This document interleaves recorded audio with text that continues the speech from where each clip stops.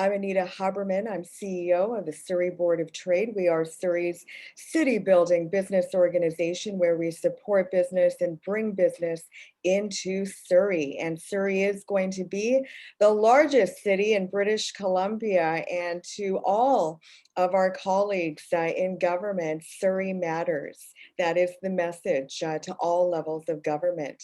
I'd like to acknowledge that we are on the traditional territory of the Tawasin First Nations and the unceded territory of the Coast Salish peoples, specifically the Kwantlen Katzie and Semiahmoo First Nations.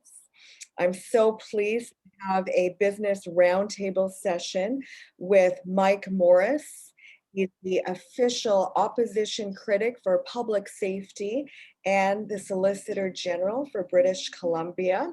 And our business roundtables, as you may know, are different than our huge town halls, really to ensure that we have the ability to engage and ask questions and receive a response with our speakers. So we have a limited amount of time, and I'm so pleased to welcome Mike to the session. And Mike, over to you for your opening comments, please. Well, good morning, Anita, and everybody. It's my pleasure to be here this morning and have a chit chat and hear what your concerns are from a Surrey business perspective as well. My role in public safety as a critic for public safety is to police fall under my jurisdiction, corrections fall under my jurisdictions as well, but so does consumer protection. So there were a number of issues that I dealt with when I was the Solicitor General, and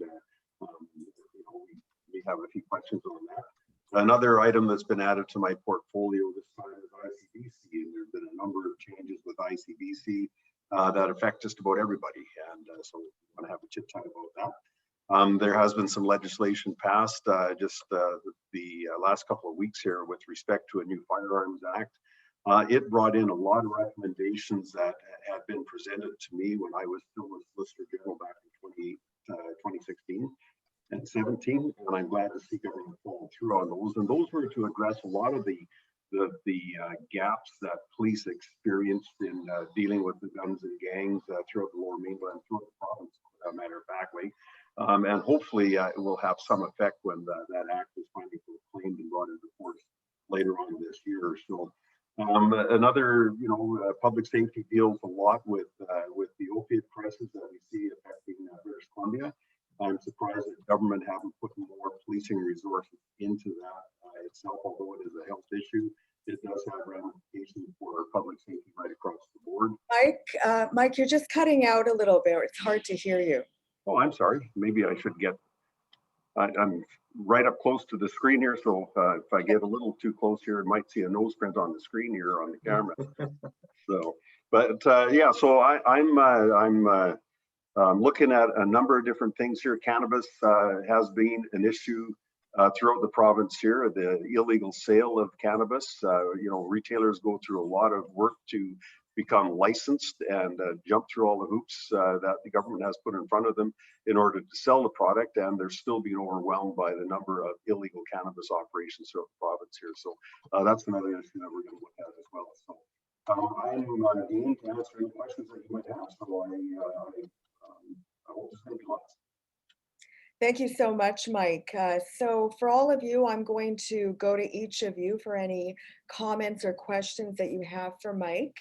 If we're running out of time, I might group those questions in 2 or 3 speakers for Mike to respond. And also joining us this morning is MLAs Greg Kylo and Stephanie Cadieux. Thank you so much for joining us. And if you, when I get to you, have anything that you want to bring up, please let us know as well. So first of all, we'll begin with our board chair, Doug Tennant, and then we'll go to Baljit Dhaliwal, our vice chair of our board. So Doug, over to you first, please. Yeah, hi, Mike, and thanks for joining us today. My question, or maybe comment that you can comment on, is I'm interested in knowing your perspective on the connection between social services and policing. Quite often we go directly to policing when in fact, dollar for dollar, social services might have a much greater impact, positive impact on our community. So I'll await your answer after everyone's asked the questions. Thank you. Very good question. Social services is only one element of public safety. I've been advocating now for quite some time over approaching public safety with a more integrated model, which social services would form a large part of. When you look at the number of 911 calls that go into police on an annual basis here in Prince George, I looked at the 2019 stats recently with ECOM, and they receive about 620,000 emergency calls and about 690,000, 700,000 non-emergency calls. Out of that, there's only about 58,000 criminal charges that are processed at the end of the day when you look at all those calls. So a lot of it deals with social services issues, it deals with BC housing issues, it deals with health issues, it deals with a number of different agencies that we still have siloed throughout the province here in trying to provide services to British Columbians. I think we need to move to a more integrated model where we have a public safety model that separates the criminal part of policing, which is only about anywhere from 20 to 30% of the file load for any particular police department. I looked at Surrey, I looked at Vancouver, I looked at a number of different agencies in BC here. The rest are more social justice issues that can better be addressed by an integrated approach. And I think we need to legislate that. I think we need to look at bringing these agencies together under one public safety umbrella so they more fit the needs of individual communities throughout the province here. So social services is a big part, but so is BC Housing, so is the Health Authority, so is education. There's a number of agencies that need to be integrated into this model. Thank you. So Mike, it's hard to hear you still at times, just so you're aware of that. So maybe, I don't know if you can just speak louder, but we'll go to the next question. So Baljeet, and then we'll go to Carrie Jothan. Baljeet. Hi, thank you, Anita, and thank you, Mike, for joining us today. Just a general question, comment. Surrey's had its fair share of public safety issues with gun violence and gangs and all that kind of stuff. So growing cities, that's standard, they will have this sort of attraction, unfortunate attraction, but what is it in the upcoming soon future that, Surrey residents can take some solace to that, okay, something aggressively is going to be happening. We've tried a lot of community approaches. Now with COVID, that's a little hard to get the public eye and ear helping the police authorities or services. What else can you do? What else do you have in plan or a project or something that we can sort of accelerate this? Because in the last couple of months, it's pretty scary with the shootings and the insecurity out there from a public point of view. So just wanted to get your comments on that, please. Yeah, no, good question, and it is a significant problem for all of British Columbia. Surrey has been well served in the past with policing resources addressing those issues, but criminals don't pay attention to jurisdictions. They don't care where the municipal boundaries are, where the provincial boundaries are. They don't have any budget to worry about, so they just go and do whatever they do to take advantage of the disenfranchised and the vulnerable people that we have in BC. Some of the loopholes, back when I was a Solicitor General, and Anita, just give me a thumbs up if you can't hear me. I'll try and speak a little clearer. So back when I was Solicitor General, we initiated the Illegal Firearms Task Force because I looked at the stats from 2015 in Surrey and throughout BC. The police seized over 3,000 firearms in 2015. A lot of them associated with gang activity. Some of them were legal, many of them were restricted and prohibited weapons. But there were loopholes in following through on criminal charges with a lot of the folks that the police were dealing with at the time. And police, these guys were going off free. So the new legislation that the NDP government introduced here a couple of weeks ago or a month or so ago addresses some of those shortcomings. So it will give police the authority to seize a vehicle if there's any weapons found inside and nobody has a permit or a license or whatever to carry those weapons. And that will, that may trigger some other investigative avenues that police can follow. The other part of it is I think the province needs to put more resources into our CFSAU units.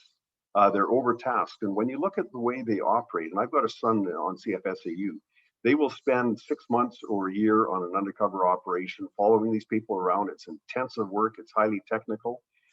There's a lot of judicial authorities involved in getting the warrants to follow vehicles and to wiretap and everything else.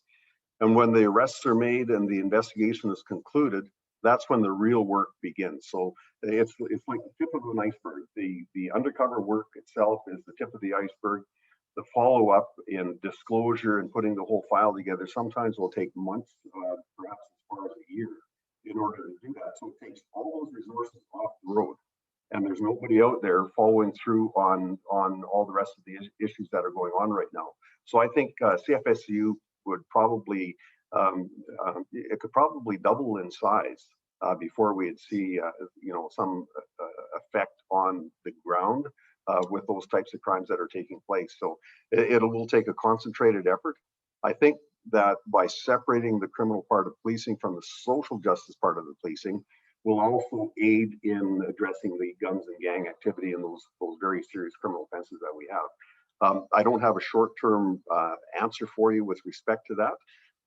We have, court issues with the Jordan decision and trying to get things through court in a very limited period of time. So often you will see an undercover operation take place.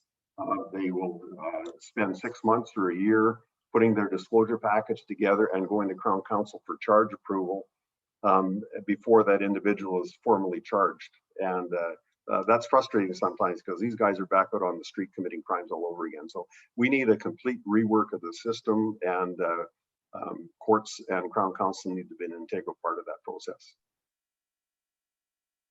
Thank you, Belgie. Carrie, Jothan, and then Ramona.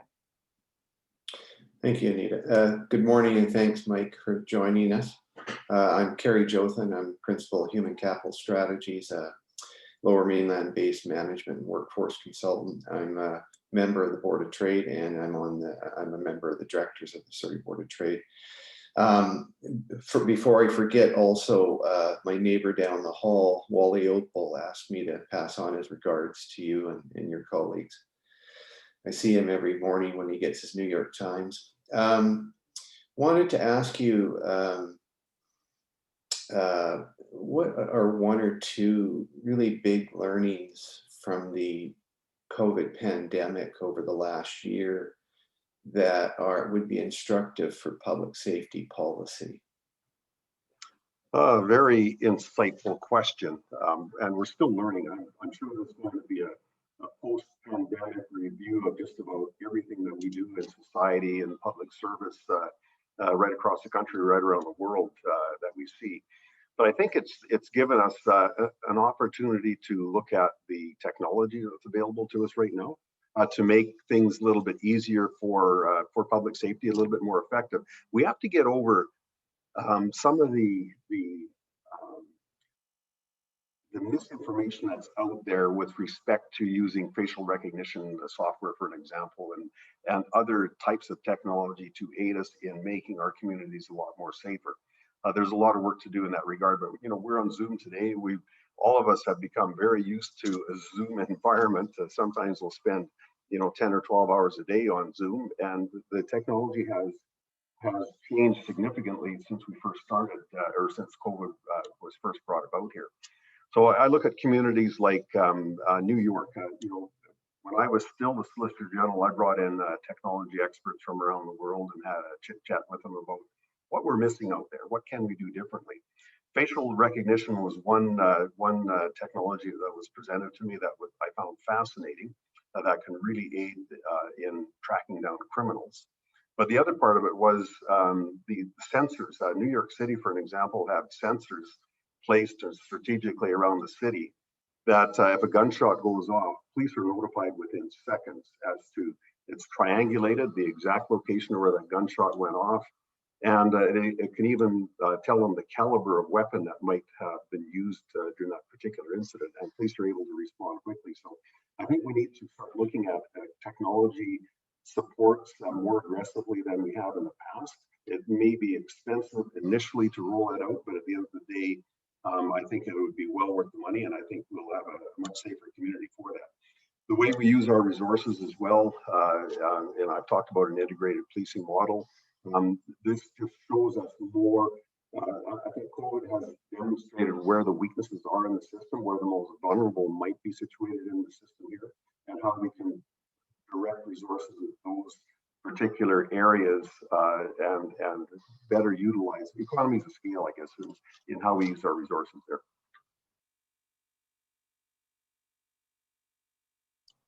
Thank you, Carrie. So Ramona and then Elizabeth. Thank you very much. I'm Ramona Captain. I'm with CARP, a New Vision of Aging for Canada. We represent older adults across the country. We have 325,000 members, and many of us live here in British Columbia. My concern is I'm representing seniors in Surrey, and many of them for a long time now have been very concerned about safety in the community due to the transition to a Surrey police service. There is a great deal of lack of transparency. That is the message I am getting from my members. And many are saying that the province is saying absolutely nothing about it other than it's a hornet's nest, which came from Premier Horgan. Now, the question is that I am receiving from members, is this a way that the province wants to bring in a provincial police force? I'm originally from Ontario, so I'm very, very familiar with the OPP. I worked for the government of Ontario, know how it operates. And so that would be my question is, could I have your comments? Is this something that the province wants to do, bring in a provincial police force, which we technically already have with the RCMP? Good question. You know, I don't want to kick the bee's nest and make them angry around there, but you know, in my professional opinion, and my professional opinion is based on my 30. So Mike, we're just having trouble hearing you again. I wish I knew where the microphone was on this thing. I'd be able to direct it. So in my professional opinion, am I any better there? Okay. In my professional opinion, and it's based on 32 years as a police officer at several ranks, operational, street cop, and into a detachment commander and a senior manager with the RCMP. I was part of the province's senior management committee for the RCMP, part of their budget committee, resourcing committee. Doesn't matter what shoulder patch you wear. Police right across Canada are governed by standard operating procedures established by case law, established by legislation, established by policies that are all the same. So in Surrey, if you have a Surrey Police Department or the RCMP or Vancouver Police Department decided to take over policing in Surrey, nothing would change from an operational perspective. The only change, the only impact that you would see, in my humble opinion, would be the number of resources available to respond to call and to conduct the investigations and do the work that is required. And in that case, that does make a difference. You know, when I've seen. So Mike, we're just having trouble hearing you again. Sorry. I'm sorry. I really can't figure out why that might be. Better now. But that's not the question. The question is the province leaning towards forming a provincial police department, not about what you've just said. Of course, all police officers are wonderful. That's not the question. Okay, so I don't believe they are. I don't, you know, I don't think, I think they're probably agnostic with respect to that. But when you're looking at changing, you know, I've talked about this integrated policing model, this would have been the perfect time to look at implementing a change in the policing model itself, not only for Surrey, but for the entire province, by separating the criminal part of policing and bringing about that integrated role. So I haven't heard any discussion at the provincial level about forming a provincial police force, but like you said, the RCMP is basically the provincial police force for British Columbia.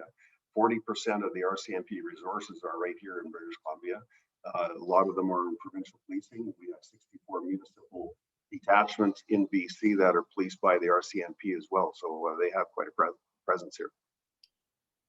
Okay, Elizabeth, and then Tara Coleman. Elizabeth Modell. Sorry, I was just trying to unmute myself. I'm having a few issues too. Thank you, Anita and the Board of Trade for hosting this today. Thank you for your comments, Mike. My question to you is, are the Liberals in British Columbia aligned with the federal Liberals with regard to the decriminalization of small amounts of hard drugs on personal, on people with regard to that philosophy and mindset? Thank you. Good question. We haven't aligned ourselves with the federal Liberals on anything. We haven't had a lot of discussion on this internally. From again, based on my professional opinion, when you look at the statistical data around opiates, for an example, and mere possession of opiates, very few charges are laid with respect to that. So I don't tend to see that as a supporting argument for decriminalizing opiates and drugs across Canada. A lot of times when we do see somebody has been charged or convicted of possession of an opiate or some other type of drug, most often we'll see that those people have been charged with possession for the purpose of trafficking, and it's been pled down to simple possession for expediency's sake or whatever the Crown Council might have approved at that particular time. So when I looked at the numbers, and I have recently looked at the numbers of people that have been convicted of simple possession, they're not very high in British Columbia. Okay, so we've lost Tara, so we'll go to Dave Hare first, and then Devinder Chetta. Good morning, Mike, and thank you, Anita, for hosting this. Mike, you know, you went on the police side, you went Solicitor General, now you're in opposition. And I remember since the 1990s when the gang violence really started in British Columbia, when the NDP government was in power, then the BC Liberals were in power for 16 years. Now NDP is in power for almost 4 years. What is really solution to get something done so we can get some of the gang violence under control? Because it seems like it spikes and slows down a little bit, spikes. But at the same time, when I talk to the police officers, RCMP or city police officers, they always say, we are sort of familiar with the people involved with the gang. This is small numbers. But on the other hand, when it hits the media, the whole community, all the young people get painted by the same brush. And but we have had like 3 different governments, right? Basically, and many different premiers, and yourself, experience from all sides, from the policing, from actually being the Solicitor General in charge of the policing to the opposition. Is there something we can really do, the government can do, that can make sense rather than going backward or just staying the same and seeing so much violence on the streets, young people dying? Yeah, excellent question, Dave. You know, short of adding more resources to the criminal part, the CFSAU unit that investigates guns and gangs in the province, you know, the complexities associated to investigating crimes has increased significantly over the last 30 years with the various court decisions and whatnot. And it's almost like asking the police to tune up a brand new vehicle with a crescent wrench and a screwdriver, not giving them the opportunity to take all the tools that are necessary to do that. They become very technical. Judicial authorizations take a lot of time. You know, a search warrant could have 200 pages of information presented to the judge, and that 200 pages of information may take 6 months to collect. So they're very lengthy, they're very time consuming, they're very technical, and it takes a lot of resources to do that. Both you know, from a technical side of things, but from a manpower side of things. These are very manpower intensive types of investigations to do. So I think that the money needs to be put into resourcing our police forces properly on the criminal side and alleviating some of the pressures that they feel in the social justice side of things. So we have these fully trained criminal investigators that they are trained in the use of force, they're trained in criminal code investigations and whatnot, but they spend a lot of the time dealing with social justice issues that could be better handled by first responders that are equipped to deal with mental illness and addictions and those kinds of things more efficiently than a trained criminal investigator. So we need to realign our resources a little bit better to establish some economies of scale. And we also need to address some of the court issues where we see individuals that are released from custody and are committing offenses within hours after they've been released again. So that needs to be addressed as well. How we do that, I'm not sure, but we need to put an effort into that somewhere down the road. Thank you. Okay, so Devinder doesn't have a question. So we'll go to Greg Thomas first, and then Dilshan Mocha. Good morning, Anita. Good morning, Mike. Thank you very much for joining us this morning. I have a sort of a larger philosophical question for you. As you were saying your introductory remarks, you were talking about policing and consumer protection and ICBC and guns and gangs, the opioid crisis, cannabis. I mean, the list that you have there as critic is almost endless. And I realize that in your former roles, you had a very intimate knowledge of a lot of this information. As a critic, though, can you help me understand how the government of the day is able to gather all of these different files together and understand where the real risks are to the consumer and to the public, and then how they prioritize and work on a solution? Are there task forces? Are there individuals? How do we, as the public, understand all those different issues and how they're prioritized, and probably more importantly, how they're funded? And you, in your role as critic, how do you say, you're not spending the right money in the right place, you're not putting enough resources in the right place? How do you attack that on a daily basis in your office? Well, that's quite a question, and it's a conundrum that I faced when I was a Solicitor General and a police manager as well. One of the problems that we have in the current policing model that we've had for a century is the fact that we are disjointed. Like I said earlier, we have 64 RCMP municipal contracts in BC that are funded by the municipal governments to either at 30% or 90%. And they dictate the number of resources that those agencies have. And then we have a provincial police component that is looked after by the Solicitor General in the province, a couple thousand police officers across the province. Our specialized units fall under that with CFSCU, with our Marine section, with our Air section, and those kinds of things. And then we have 11 independent police organizations in BC that are governed by 11 different police boards and 11 different municipalities.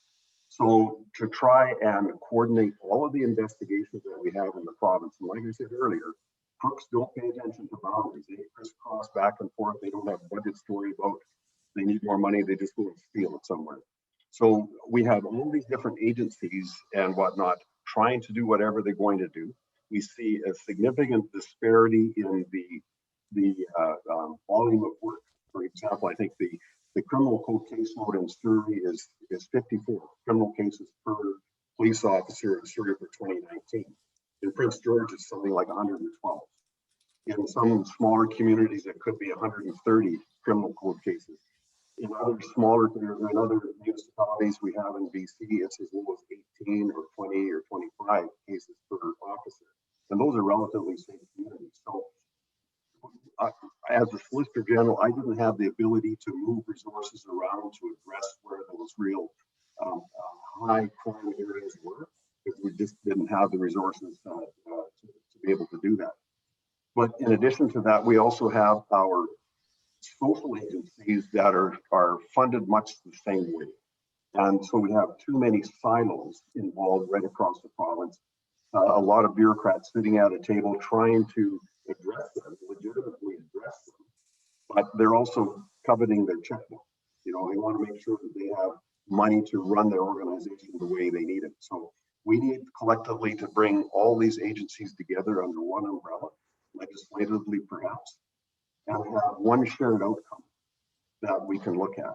And by separating the criminal part of policing and concentrating on these criminal behaviors where we can move it, we needed 100 people in Surrey tomorrow, we'd be able to muster up 100 resources in British Columbia and put them into Surrey to address some kind of a catastrophe or an issue that takes place there. So I think we need to really concentrate on looking at what a more effective model of policing will be. There's a review currently underway of the Provincial Police Act.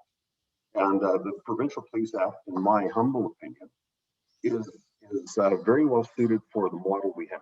The only issue I have with the current Police Act is Section 2, where it says that minister must ensure that there is an adequate level of policing in the province, but there's no metric around that. We don't know what that means.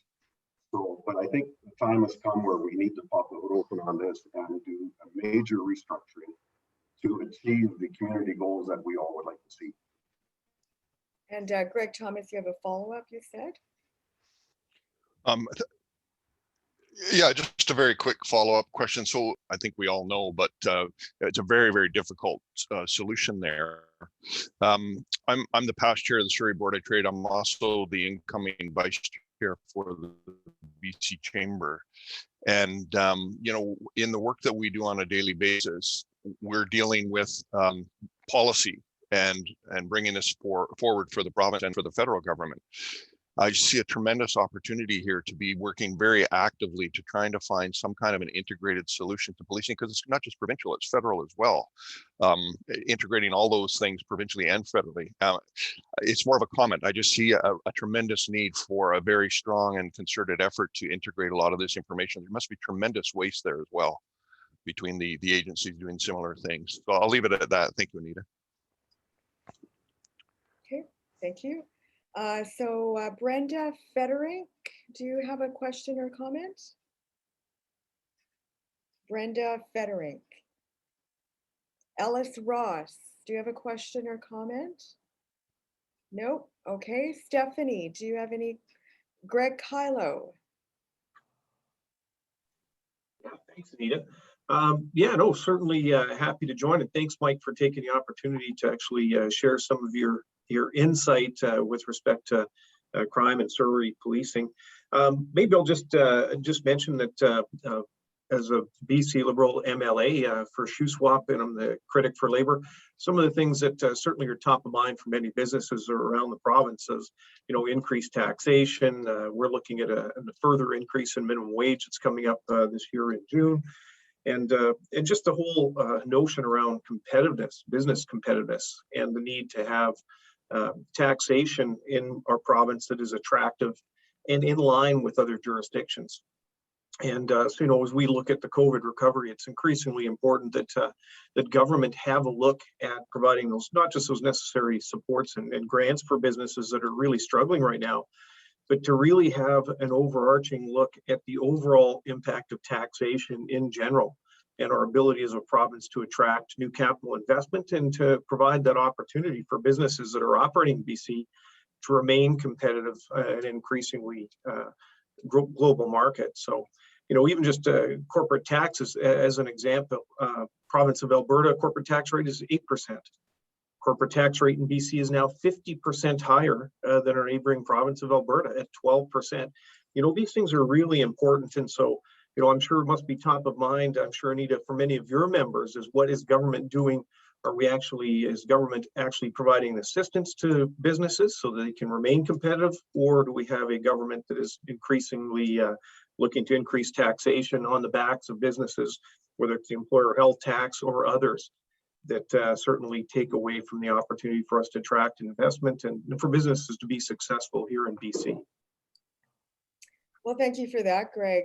Certainly, we're coming out with a position tomorrow around taxation in British Columbia. So very timely with your words that you've denoted.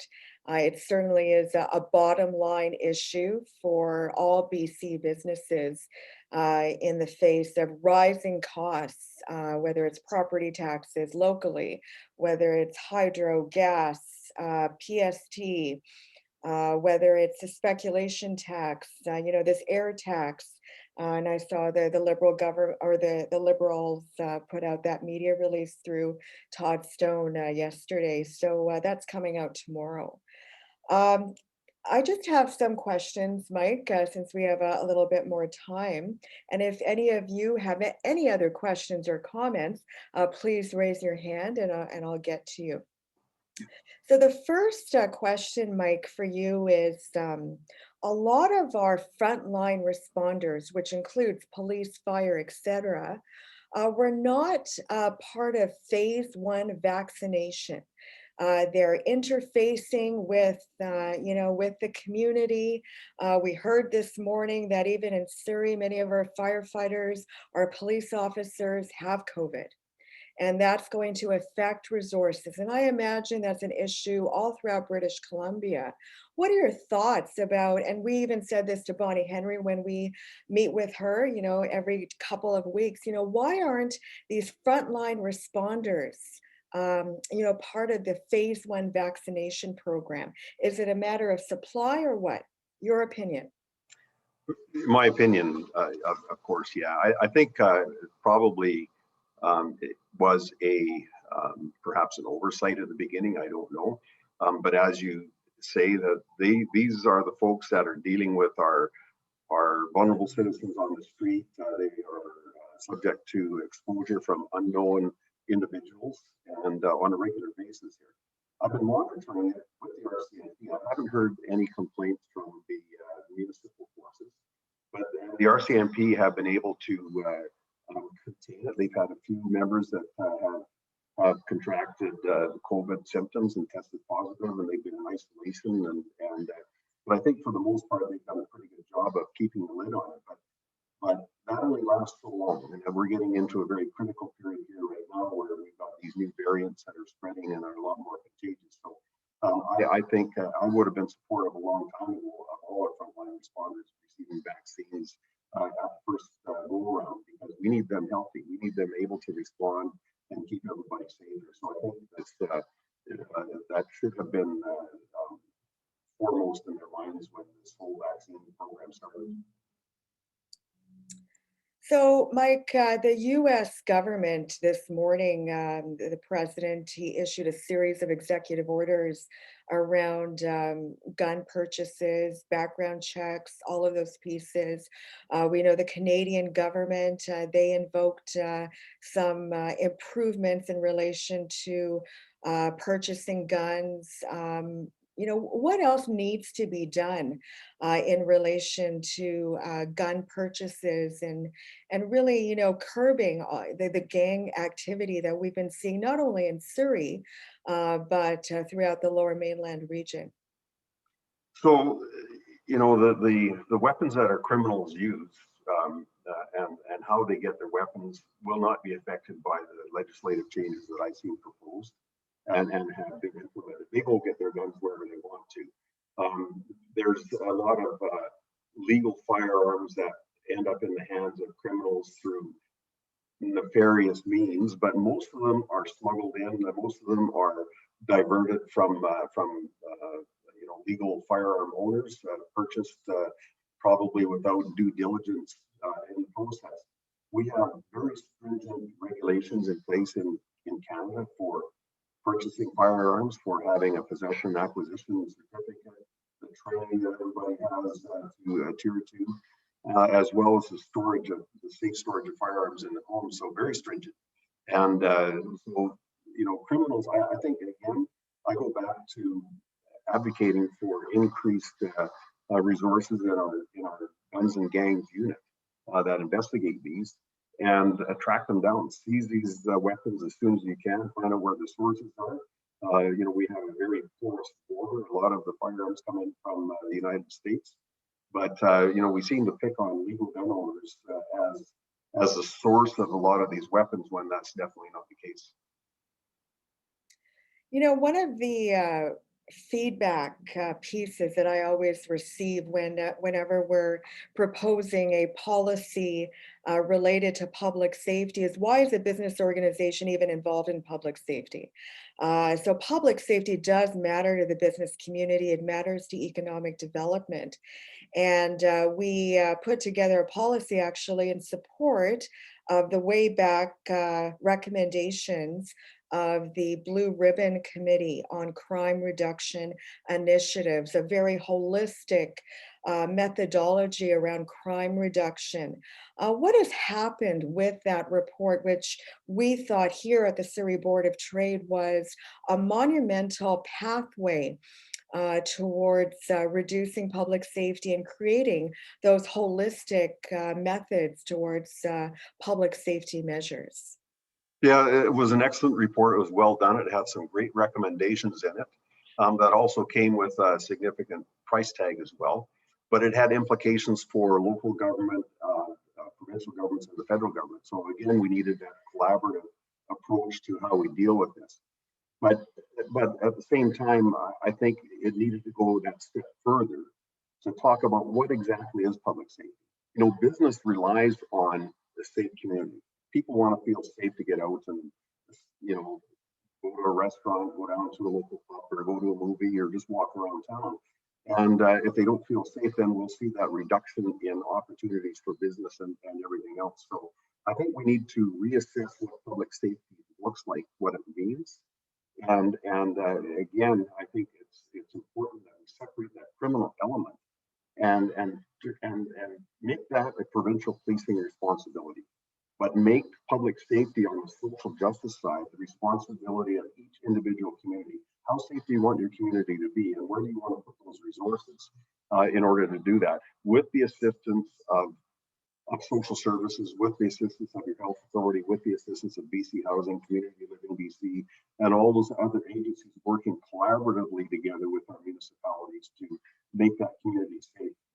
Police will look after the crux and the crime and the bank robbers and those kinds of things. But I think it's time that we redefine exactly what public safety looks like.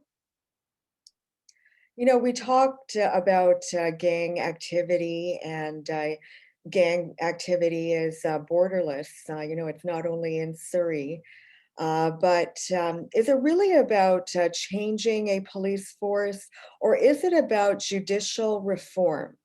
You know, many of the police forces, they need to gather so much evidence before a case is made. Is it about judicial reform? What needs to change? Again, I think what needs to change is the number of resources that are targeting those kinds of activities. You know, like I said, my sons are both involved in those kinds of investigations. Both of them say it's a target-rich environment out there, that there's more targets than resources available to address that. I think the courts also have to start looking, and I'm not going to be critical of the courts on how they do things, because I think the letter of the law is important. That's what makes our society as great as it is. But I think when we see offenders out on the street quicker than the police can do the paperwork up on these individuals, and offenders who have horrific records for violence and weapons and whatnot, we need to look at that. Now, COVID has impacted that to a degree, because we don't want COVID spread through our correctional systems. But at the end of the day, we need to get these folks off the street. So it's a matter of putting the resources in the right place. I sit on I participate in a Justice Council meetings a couple of times a year here in British Columbia, where we get judges and probation officers and police officers and very many folks in the community involved in these things. There's some very good ideas that are presented there, but things are slow. You know, government is not nimble in any respect in addressing things, and it takes a long time to get it through the process there. But it's expensive. It's time consuming. Like I said, investigations now. I participated in a study. I initiated the study actually back in 2002 or 2003 to try and find out how the complexities of policing have changed over the last 30 years and impacted the resource levels, because I was always going before councils, municipal councils, and advocating for more resources based on anecdotal information. And at the end of the day, as a result of that study that was done by the criminology department of the Fraser Valley University down there, they determined that, you know, for an example, a domestic dispute took 1,500% more resources in 2003 than it did in 1973.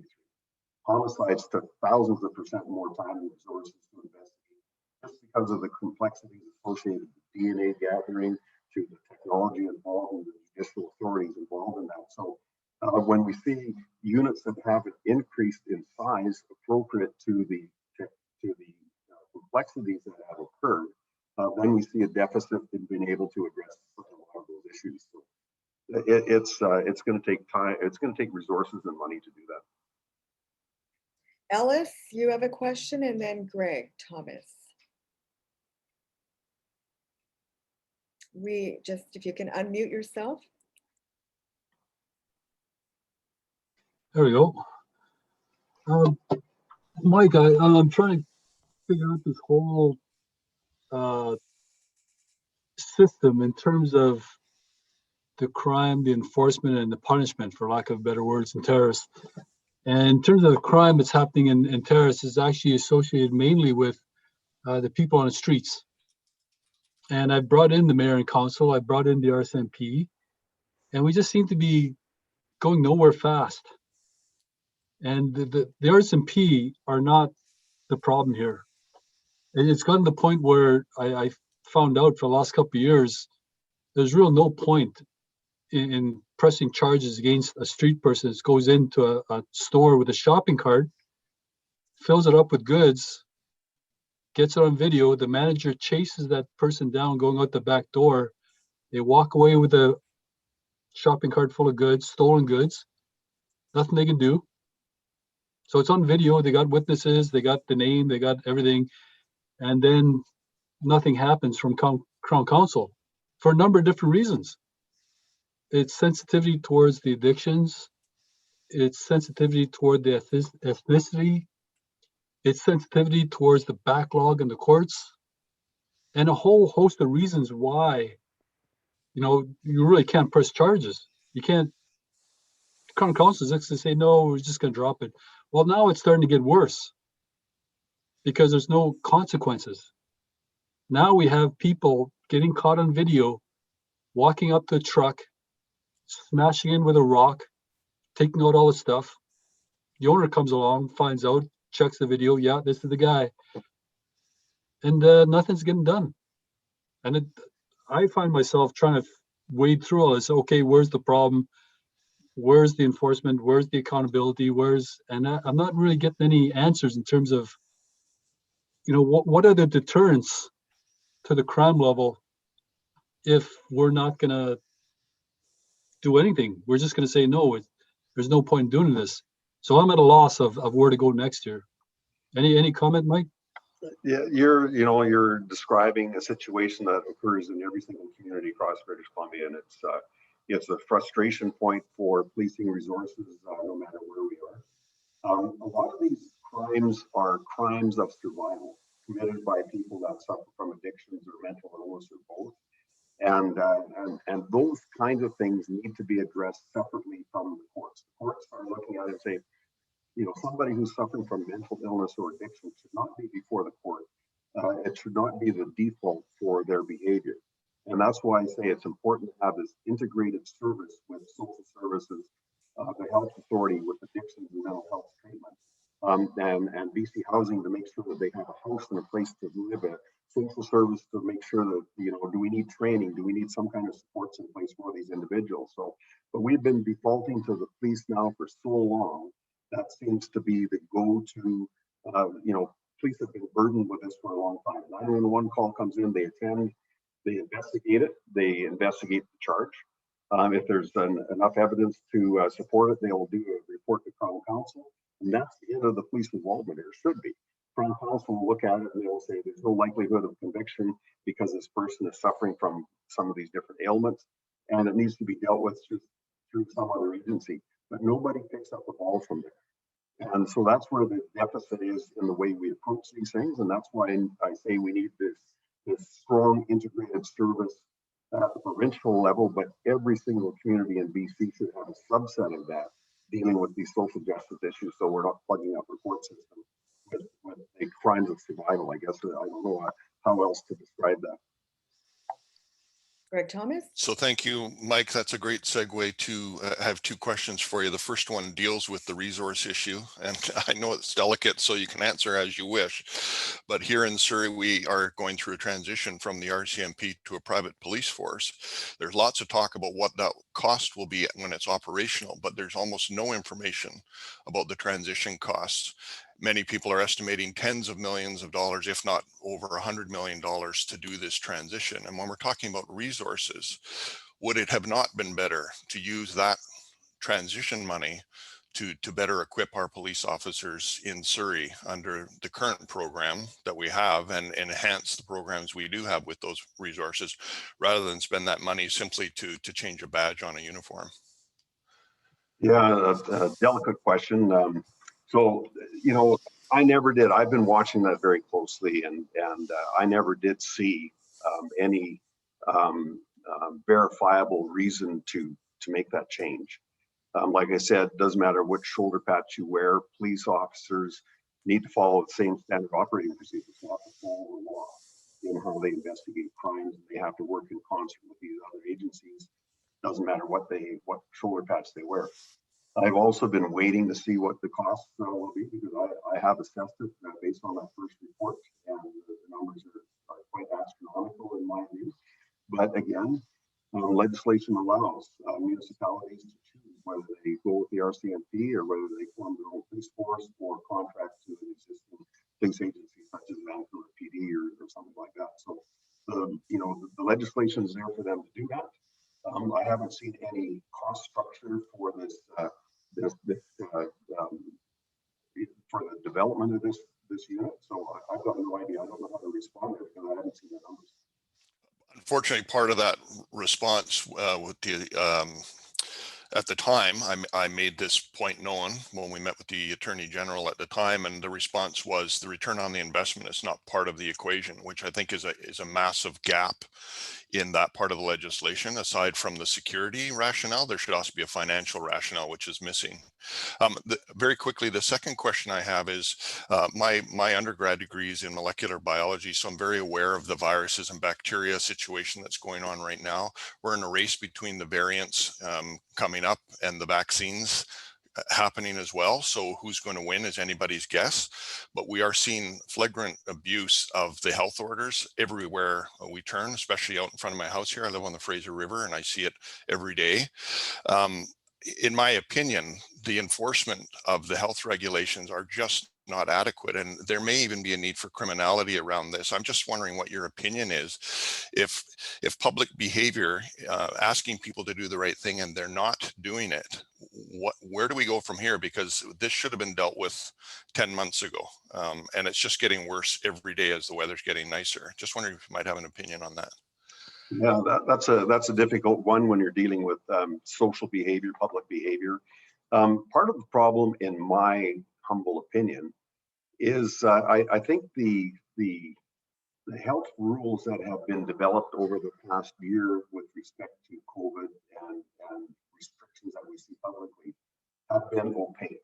They haven't been clear, and you hear different things coming from different people, so that I think there's a level of confusion amongst the public that you know would raise a legitimate argument on their behalf, saying, I'm really not sure what the argument is here, so I'll go and do it anyways. And if somebody confronts me and writes me up a ticket for my behavior, 9 times out of 10, that will correct it. There's others that it won't. And we have people like that in society all around. But I think greater clarity on the rules right from the get-go probably would have helped our situation here today.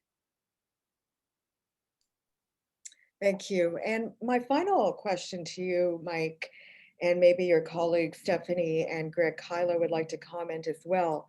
The throne from the speech is on April the 12th. The BC budget will be out on April 19th, a very important economic foundational document as we go through this pandemic.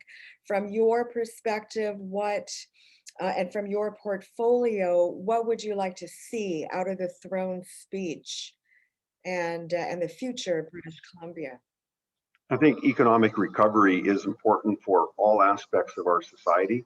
If we don't have people working and businesses operating at full capacity, paying their fair share of the taxes, then we won't have the money to invest in public safety. We won't have the money to invest in our social programs that are so necessary to support everybody that we have in the province here. So I think that I'm going to be hammering them. I'm going to be looking at what their economic recovery plans are. Where are we going to be bringing this outside revenue in? We can't count on taxes, which they seem to prevail with. We have to look and see where this outside money is going to come in from. How are we going to support the social structures that we have in British Columbia? That's, I think, is key for moving forward. Thank you so much, Mike. Any other comments before we close from you as our guest of honor? Oh, as a guest of honor, appreciate that. And I apologize for the sound issues. I'm going to have to check this out and find out why it was doing that throughout this. But no, it's been my pleasure to attend and give my thoughts on public safety and what we might be able to do moving forward here. But it's a complex issue, and I'm willing to pop a little open on it and see what we can do. Thank you so much, Mike. And everyone, thank you so much for being with the Surrey Board of Trade. Make it a great business day.